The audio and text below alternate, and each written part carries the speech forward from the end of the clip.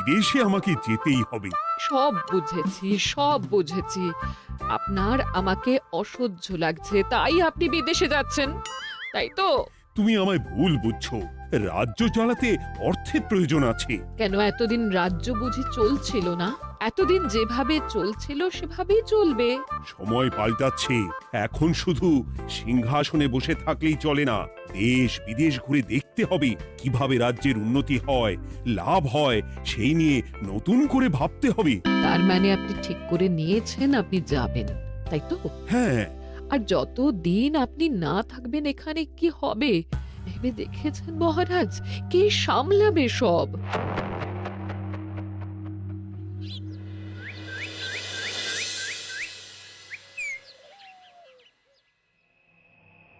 চিঠি?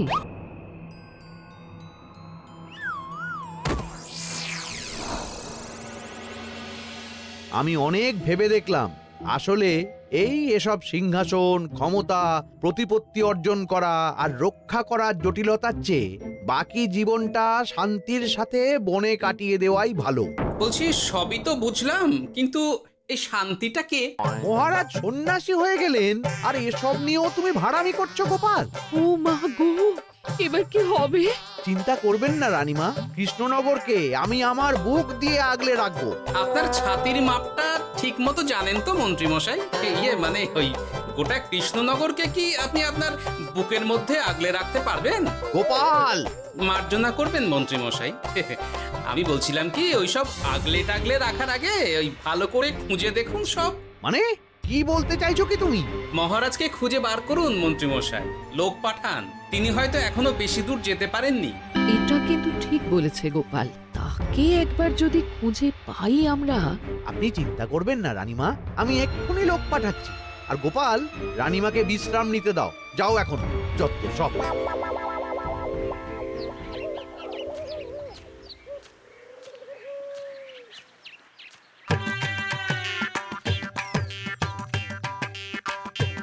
কই গো, গেলে কই? এক ঘটি জল দাও দেখি। ওই জলই খেতে হবে, শুধু জল। ঘরে এক দানাও চাল নেই। বাজারে না গেলে আজ হরি মটর। রাজ্যে রাজা নেই আর তুমি ঘরে চাল নেই বলে চিল্লামিল্লি করছো, চত্ব সব। ও মা গো, মহারাজ রাজ্যে নেই তো গেলেন কই? বনবাসে। সে কি গো, এবার কি হবে তাহলে? কপালে যা লেখা আছে তাই হবে, আর কি। এই তোমার চাকরিখানা থাকবে তো? না থাকলে বাটি হাতে বেরোবো, চিন্তা কি?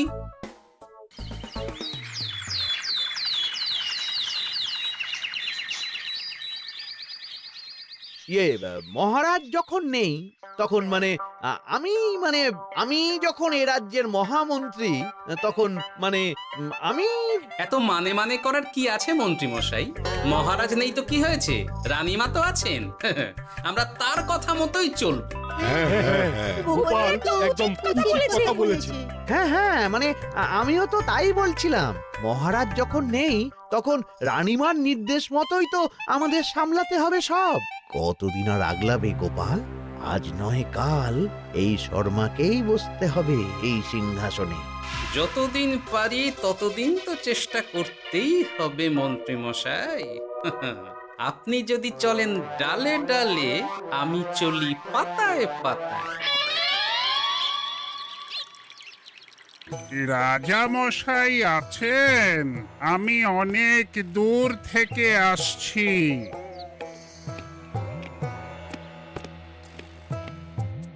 মন্ত্রীমশাই, একজন সাধু এসেছেন রাজামশাইয়ের সঙ্গে দেখা করতে। বলছেন অনেক দূর থেকে এসেছেন। জানো না মহারাজ এখন নেই? যাও, চলে যেতে বলো ওকে। মহারাজ নিরুদ্দেশ। এই মুহূর্তে সত্যিই যদি কোনো প্রাজ্ঞ সাধু বাবা রাজবাড়িতে তার পায়ের ধুলো দেয়, বলা তো যায় না যদি মহারাজের হদিস তিনি দিতে পারেন। ঠিক একদম ঠিক বলছেন পণ্ডিত মশাই। বেশ, ডেকে আনো তাকে, দেখি সে কি বলে। মহারাজ, আমার প্রণাম নেবেন। উনি মহারাজ নয়, উনি মন্ত্রী। আসুন সাধু বাবা, আসুন, আসন গ্রহণ করুন।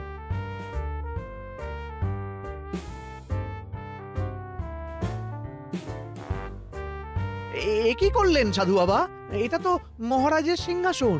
আপনার জন্য আমি অন্য আসনের ব্যবস্থা করে দিচ্ছি, আপনি বরং সেখানে বসুন। ওহ, রাজাই যখন নেই তখন তাঁর সিংহাসনে বসতে ক্ষতি কি? আপনি কি করে জানলেন মহারাজ নেই? বুঝলি না, সাধু বাবা যে অন্তর্যামী গোপাল। এবার কি হবে? উনি যদি বলে দেন মহারাজ কোথায় আছেন, তাহলে তো আমার আর পণ্ডিত মশাই, আগেই ওরকম হামলে পড়বেন না। আচ্ছা, আপনি যদি অন্তর্যামী হন, বলুন তো আমাদের রাজা মশাই কোথায় গেছেন? জবর জটা কালো চুলে দেনামা অতীত বলেন। বুম! মহারাজ বনবাসে গেছেন। এটা যখন বলেছেন সাধু বাবা, তাহলে মহারাজ এখন কোথায় আছেন সেটাও নিশ্চয়ই আপনি বলে দিতে পারবেন। গোপাল, সব বিষয়ে নাক গলিও না তো তুমি। ঠিক ঠিক আছে, রাজা মশাইকে নিয়ে চিন্তা হওয়া তো খুবই স্বাভাবিক, কিন্তু গোপাল, রাজা মশাই বনবাসে গেছেন, তাকে আর সংসার মায়ায় বাঁধা ঠিক কাজ হবে না। এ আপনি কি বলছেন সাধু বাবা? মহারাজ না থাকলে রাজ্য চলবে কেমন করে? নতুন রাজা নির্বাচন করতে হবে। এই তো খেলা জমে গেছে, একে দিয়েই কাজ হবে মনে হচ্ছে। সাধু বাবা, এসব নিয়ে নয় পরে আলোচনা করা যাবে। এই কে আছো? সাধু বাবার পা ধুইয়ে দাও ভালো করে। না, বিষয়টা ঠিক সুবিধের মনে হচ্ছে না। আহা মন্ত্রী, করেছ কি? আমি সাধু মানুষ, এত খেতে পারি কি? ও বললে হবে না সাধু বাবা, আপনার জন্য নিজে দাঁড়িয়ে থেকে মহারাজের খাস হালুই করকে দিয়ে রাঁধিয়েছি সব। দেখুন না একটু, অমৃত অমৃত। বেশ বেশ, এত করে বলছো যখন, বাহ বাহ, চমৎকার চমৎকার। আমি জানি তো যে এমন খাবার আপনি আগে কখনো খাননি। তা বটে বটে, ভেবেছিলাম কটা দিন বিশ্রাম নিয়ে চলে যাব। এখন দেখছি যা আদর আতিথেয়তা শুরু করেছো তোমরা, তাতে তো মাস কয়েক কাটিয়ে না গেলে আমারই লোকসান হবে। থাকুন না, থাকুন, যতদিন ইচ্ছা থাকুন। আমার ইচ্ছা অনুযায়ী সব চললে তো ওই গোপালের জায়গায় আপনাকেই সবার মহারথী করে রেখে দিতাম চিরকাল। এসব কি বলছো মন্ত্রী? কেন, পরিকল্পনাটা মন্দ নাকি? আমি হব এই রাজ্যের নতুন রাজা, আর আপনি হবেন আমার রাজসভার প্রধান মহারথী। বটে, কাজটা খুব একটা কঠিন না। মহারাজ বনবাসে, আর আপনি নিজেই তো বললেন তাকে ফিরিয়ে আনাও ঠিক হবে না। তাহলে তা বলেছি, কিন্তু বাকি অন্যান্য সভাসদেরা আছে, তারা তো। আরে ছাড়ুন তো ওদের কথা। আকাশে হাত ছড়িয়ে আর একবার মন্ত্র পড়ে নেবেন, বলবেন এই রাজ্যের রাজা হওয়ার ক্ষমতা একমাত্র আমার মধ্যেই আছে। ব্যাস, সবাই মানতে বাধ্য। তারপর আমার একটা হিল্লে হয়ে গেলে আপনারটার ব্যবস্থাও আমি করে দেব, বুঝলেন? বুঝলাম, একেবারে জলের মতো পরিষ্কার। ব্যাস, কালই তাহলে কাজ শুরু করে দিন। বেশি দেরি করে তো লাভ নেই। বলা তো যায় না, মহারাজের যদি রানীমার জন্য মন কেমন করে, রাজ্যে ফিরে আসে, ওসব হওয়ার আগেই সেরে ফেলতে হবে সব কাজ। রাজা হওয়ার খুব তাড়া দেখছি তোমার মন্ত্রী। ওপরে ওঠার ইচ্ছা কার না থাকে বলুন তো সাধু বাবা? আর মাত্র কটা দিনের অপেক্ষা, ব্যাস, তারপরেই এই সিংহাসনের মালিক হব আমি। কৃষ্ণনগরের নতুন রাজা হব আমি। সমস্ত ধন দৌলত থাকবে আমার এই হাতের মুঠোয়। কি অত ভাবছেন মন্ত্রী মশাই একা একা? মানে কি ভাবছি তার কৈফিয়ত তো তোমায় দিতে হবে, হ্যাঁ? হিমা ছি ছি ছি আপনি কেন কৈফিয়ত দেবেন? আপনার মুখ দেখলেই তো বোঝা যাচ্ছে যে আপনি কি ভাবছেন। তাই বুঝি? তা বলো দেখি কি ভাবছি আমি। আপনি ভাবছেন ওই কৃষ্ণনগরের সিংহাসনের কথা। শুনে ফেললো নাকি সব? আপনি ভাবছেন আমাদের মহারাজের কথা, তাকে কিভাবে ফিরিয়ে আনা যায় সেই কথা, তাই না? মহারাজকে যে আর ফিরিয়ে আনা যাবে না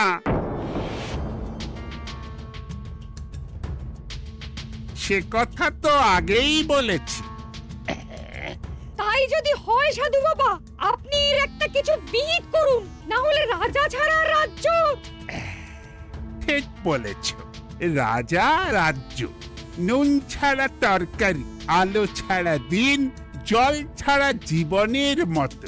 তাই যত দ্রুত সম্ভব নতুন রাজা নিয়োগ করা দরকার। কিন্তু এ বিষয়ে সিদ্ধান্ত নেওয়ার আগে রানীমার সাথে কথা বলা জরুরি। তার চেয়েও জরুরি একটা কাজ আগে করা দরকার। কিসের কথা বলছেন মন্ত্রী মশাই? গোপালের বহিষ্কার। এ আপনি কি বলছেন মন্ত্রী মশাই? একে রাজা মশাই, তার মধ্যে গোপালের মতো বিচক্ষণ মানুষকে রাজসভা থেকে বহিষ্কার করলে তো রাজ্যেরই ক্ষতি। এটাই হচ্ছে সমস্যা। এই কক্ষে যার যেটা কাজ নয় সে সেটা নিয়ে বেশি চিন্তিত। তুমি বিজ্ঞানী, তুমি বিজ্ঞানে মন দাও, রাজকাজ আমার দায়িত্ব। তাহলে এরকম সিদ্ধান্ত নেওয়ার আগে সবার সাথে আলোচনা করা দরকার। কোনো দরকার নেই, আমি যা বলেছি তাই হবে। রাজ্যের ব্যয়ভার বাড়ছে, এই মুহূর্তে কোনো ভাঁড়কে অযথা বেতন দিয়ে পোষার কোনো মানে হয় না। তাই গোপালেরও কাল থেকে রাজসভায় আসার কোনো দরকার নেই। সবই আমি বুঝতে পারছি মন্ত্রী মশাই। বেশ, আপনি যখন বলছেন, এই আমার শেষ দিন রাজসভায়, চলি সবাই, ভালো থাকবেন।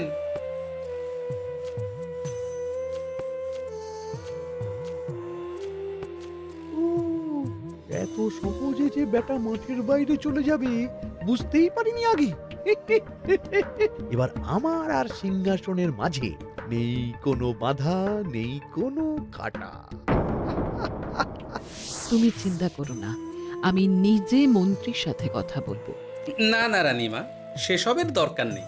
মহারাজ ছাড়া রাজবাড়ি শূন্য শূন্য লাগে, আমারও মন লাগছে না এখানে। বেশ, যা ভালো বোঝো তাই করো, তবে ডাকলে এসো কিন্তু। হ্যাঁ রানীমা, নিশ্চয়ই আসবো। এখন আমি চলি।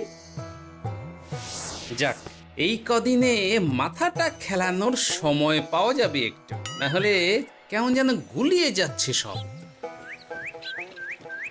কি যে বলো গোপাল দাদা, এই শেষ দুটো শাকের আটি নিয়েও দরদাম করবে তুমি? ওরে, আমি বেকার মানুষ, দরদাম না করে উপায় আছে আমার? হ্যাঁ শোনো শোনো শোনো, মহারাজ কৃষ্ণচন্দ্রের অবর্তমানে কৃষ্ণনগরে নতুন রাজা হিসেবে নির্বাচিত হবেন রাজ্যের মহামন্ত্রী। সেই শুভানুষ্ঠানে রাজবাড়িতে আমন্ত্রণ রইল। এসব কি হচ্ছে বলো তো গোপাল দাদা? ভেতরের খবর আছে নাকি কিছু? না গো ভাই, তুমিও যা জানো আমিও ততটুকুই জানি। ও গোপাল দাদা, ব্যাপার কি? এ সময় এখানে কি চাই? রানীমার জরুরি তলব, এখনই ওই রাজবাড়ি যেতে হবে তোমাকে। কিন্তু আমার যে বাজার হয়নি এখনো। আরে ওসব বাজার টাজার পরে হবে, তুমি এখন আমার সাথে চলো তো। মন্ত্রীকে আমি বিশ্বাস করেছিলাম, ও যে এইভাবে বিশ্বাসের সুযোগ নেবে আমি একদম বুঝতে পারিনি। আমাদের এক্ষুনি অন্যান্য সভাসদদের সাথে কথা বলা দরকার রানীমা। কারোর সাথে কথা বলার দরকার নেই রানীমা, আমি নিজেই চলে এসেছি আপনার সাথে কথা বলতে। এখানে কি জন্য এসেছো গোপাল? রানীমার কান ভাঙাতে? বাহ, আপনি সবার মাথা মুড়িয়ে সিংহাসন কবজা করতে পারেন, আর আমি রানীমাকে সেই সত্যি কথা জানাতে পারি না? হ্যাঁ? চুপ! ভুলে যেও না, আমি কৃষ্ণনগরের হবু রাজা। মুখ সামলে কথা বলবে আমার সাথে। এসব কি হচ্ছে মন্ত্রী মশাই? রাজা মশাই নেই, সেই সুবাদে এ কি শুরু করেছেন আপনি? আমায় আপনি ভুল বুঝবেন না রানীমা, আমার হয়ে যা বলার সাধু বাবাই আপনাকে বুঝিয়ে বলবে সব। উনি আর কি বোঝাবেন? কতদিন এসেছেন উনি, কি জানেন এই রাজ্যের বিষয়ে? সাধনা মা, সবই সাধনা। সাধনার জোর থাকলে সব কিছুই জানা যায়। ভূত ভবিষ্যৎ অতীত সব। সেই জোর থেকেই বলছি মা, মন্ত্রীর কপালে আমি জ্যোতি দেখতে পাচ্ছি। মন্ত্রী যদি রাজ্যের রাজা হয়, এ রাজ্যের উন্নতি কেউ ঠেকিয়ে রাখতে পারবে না। আপনাদের একটা কথাও বিশ্বাস করি না আমি, এসব আপনাদের ষড়যন্ত্র। এ আপনি ভুল করছেন রানীমা। যা হোক, যে কথা আমি বলতে এসেছি, রাজা যখন আমি হচ্ছি তখন তো আমাকে এই প্রাসাদেই থাকতে হবে, ফলে আমার স্ত্রীকেও এখানে এসেই থাকতে হবে। সে তো আর একা থাকতে পারবে না, তাই আপনি যদি এই ঘরটা ছেড়ে দিতেন। কিন্তু মন্ত্রীমশাই, তুমি কি বলছো মন্ত্রী? এখানে না থাকলে রানীমা থাকবেন কোথায়? আর আমি তো এমন কোনো বিধান দিইনি যে রানীমাকে অন্যত্র পাঠাতে হবে। সবকিছুর জন্য তো আপনার বিধান দরকার নেই সাধু বাবা, এ আমার নিজের বিধান। আমি রাজা হব, আমার স্ত্রী রানী হবে, তারও তো অধিকার আছে রানীর মতো থাকার, রানীর মহলে থাকার। আপনার ব্যবস্থা আমি অন্যত্র করে দেব রানীমা, আপনি কিচ্ছু ভাববেন না। হাজার হোক আপনি আমাদের প্রাক্তন মহারাজের স্ত্রী বলে কথা। কি বলো গোপাল? আমার মনটা আসলে অনেক অনেক বড়, তোমরা খালি দেখতে পাও না সেটা। কাজটা কি আপনি ঠিক করলেন মন্ত্রীমশাই?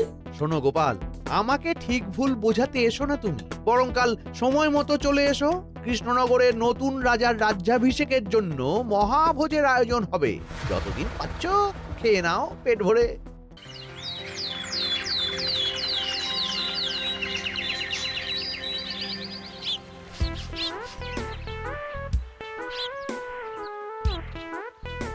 আরে এগুলো আবার কি পরে আছে এখানে? কি এ তো মহারাজের পোশাক, এখানে এসব কি করে এলো? তাহলে কি মহারাজ? না না না, হিসেবটা কেমন যেন ওলট পালট হয়ে যাচ্ছে। সময় তো হয়ে গেল, নতুন মহারাজকে ডাকুন এবার। এসে গেছি, এসে গেছি। আসুন মন্ত্রী মশাই, আসুন। মুকুট নিয়ে দাঁড়িয়ে আছি আপনার মাথায় পরাবো বলে। সাধু বাবা, এবার মহারাজ বলা অভ্যাস করুন। মহারাজ। মহারাজের হদিশ পাওয়া গেছে মন্ত্রীমশাই, মহারাজের হদিশ পাওয়া গেছে। এই কি সর্বনাশে কথা! মহারাজের হদিশ পাওয়া গেছে মানে? কোথায় মহারাজ? না না, মহারাজ না, মহারাজের পোশাক পরে আছে পুকুরের ধারে। আমার মনে হয় তিনি ওই পুকুরে ডুব দিয়ে নিরুদ্দেশ হয়ে গেছেন। ও তাই বলো? তা বেশ তো, প্রাক্তন রাজার জন্য না হয় কিছুক্ষণ নীরবতা পালন করে নেব আমরা, ব্যাস। এ আপনি কি বলছেন মন্ত্রী মশাই? মহারাজ সত্যি ওই পুকুরে ডুব দিয়েছেন কিনা সেটা তো তলিয়ে দেখা দরকার একবার। সেসব হবে আমি রাজা হওয়ার পর। নিন সাধু বাবা, মুকুট পরান। কিন্তু মন্ত্রীমশাই, আরো একটা দুঃসংবাদ আছে যে। ও আবার কিসের দুঃসংবাদ? মহারাজ যে পুকুরে ডুব দিয়েছেন সেই কথা বলতেই রানীমা অজ্ঞান হয়ে গেছে। তুমি যে কি করো না গোপাল, শুভ সময়ে অশুভ একটা সংবাদ দিয়ে দিলে তো সব বরবাদ করে। এই কে আছো? গ্রেপ্তার করো গোপালকে। তার আগে তোমায় গ্রেপ্তার করা হবে। এত বড় সাহস তোমার? হবু রাজাকে গ্রেপ্তার করার কথা বলো তুমি? আজ তোমার একদিন কি আমার একদিন। কিসের হব রাজা? আমি কৃষ্ণনগরের আসল রাজা। হ্যাঁ, আমি। কি মহারাজ, আপনি? হ্যাঁ, আমি। অনেকদিন ধরে তো তোমার বাড়বাড়ন্ত দেখলাম, আজকে খেলা শেষ। কিন্তু গোপাল, রানী কোথায়? কেমন আছে সে? এক্ষুনি তার কাছে আমাকে নিয়ে চলো। রানীমা ভালোই আছে মহারাজ, কিচ্ছু হয়নি তার। কিন্তু তুমি যে বললে রানী অজ্ঞান হয়ে গেছে। এটুকু মিছে কথা না বললে যে আপনার লুকোচুরি খেলাটা এত সহজে শেষ হতো না মহারাজ। লুকোচুরি বটে, কিন্তু তুমি বুঝলে কি করে এত সব? প্রথম সন্দেহটা হলো যখন রানীমাকে অন্যত্র রাখার কথা বলতেই আপনি বিচলিত হয়ে উঠলেন, তখন। তারপর পুকুর পাড়ে আপনার পোশাক, ব্যাস এটুকুই, আর কিছু নয়। আর প্রথম দিন রাজসভায় এসেই সোজা সিংহাসনে চড়ে বসা, ব্যাস। একে একে 2 আর 2 2 4 করে ফেললাম। তারপর মনে হলো রানীমার প্রতি টান ফিরিয়ে আনতে পারে আপনাকে আপনার আসল রূপে। তাই এই মিছে কথা। অধমের অপরাধ মার্জনা করবেন মহারাজ। গোপাল, তোমার তুলনা নেই। কিন্তু মহারাজ, আপনি কেন এই ছদ্মবেশ নিয়েছিলেন তার আসল উদ্দেশ্যটা কিন্তু এখনো আমার কাছে পরিষ্কার হয়নি পুরোটা। আসলে আমি পরীক্ষা করছিলাম, বুঝলে, কিসের পরীক্ষা মহারাজ? যে আমার অনুপস্থিতিতে কে এই রাজ্য চালাবে তার পরীক্ষা। এবং আমি ঠিক করেছি যে কদিন ব্যবসার কাজে আমি বাইরে থাকব, ততদিন রানীর পরামর্শ মতো সমস্ত কিছু সামলাবে গোপাল।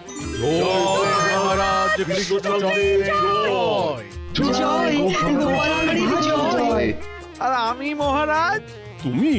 তুমি থাকবে পেয়াদা। এ কি, শুধু জল আর ভাত? আগেই বলেছিলাম বেশি বেরো না।